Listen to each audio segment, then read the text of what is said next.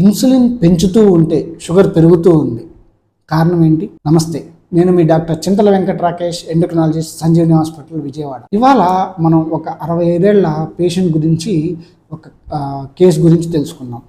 ఈయన దీర్ఘకాలికంగా షుగర్ వ్యాధితో బాధపడుతున్నారు. సుమారు 15 సంవత్సరాల పైనుంచే బాధపడుతున్నారు.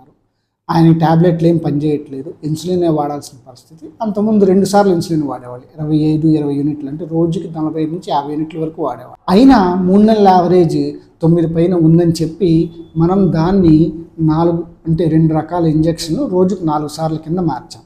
ఈ 4 సార్లు మార్చే ఉద్దేశం ఏంటి? ఉదయం ఒక రకం ఏంటంటే ఉదయం తినే ముందు, మధ్యాహ్నం తినే ముందు, సాయంత్రం తినే ముందు, ఆ తిన్న తర్వాత షుగర్ పెరగకుండా ఉండటానికి.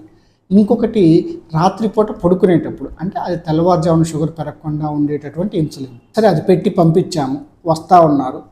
ప్రతిసారి డోస్ పెరుగుతూ ఉంది. 3 పూట్ల చేసేది 6 నుంచి 12-10 పెరిగింది.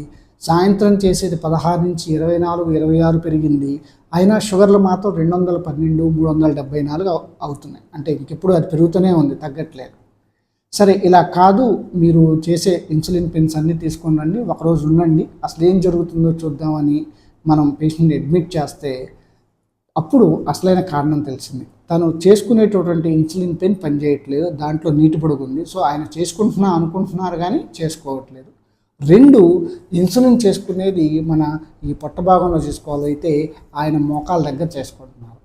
3వ తప్పు, ఆయన తీసుకునేటటువంటి ఫుడ్ విషయంలో బాగా, అంటే తక్కువ షుగర్ పెరిగేటటువంటి ఇడ్లీ లాంటి పదార్థాలు తీసుకుంటున్నాడు.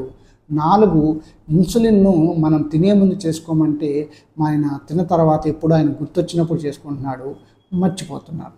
సో ఇన్సులిన్ ఇలా పెరుగుతూ ఉంటే, డోస్ పెరుగుతూ ఉంటే మనం డోస్ పెంచకుండా ప్రతిసారి అదే కారణం కాదు. అంటే డోస్ ఎక్కువ అవసరమయ్యే పేషెంట్స్ ఉంటారు, కానీ చాలాసార్లు వాళ్ళు చేసుకునే విధానంలో తప్పు ఉండటము, ఆ ఇన్సులిన్కి ఫుడ్ తీసుకునే విధానానికి మధ్య స్పేస్ సరిగ్గా లేకపోవటము, సరిగ్గా చేసుకోలేకపోవటము, ఈ కారణాలు కనుక మనం గమనించి కరెక్ట్ చేసినట్లయితే తక్కువ ఇన్సులిన్ డోసే వాడచ్చు. ఈ పేషెంట్కి అసలు అవసరమైన డోస్ ఎంతో తెలుసా?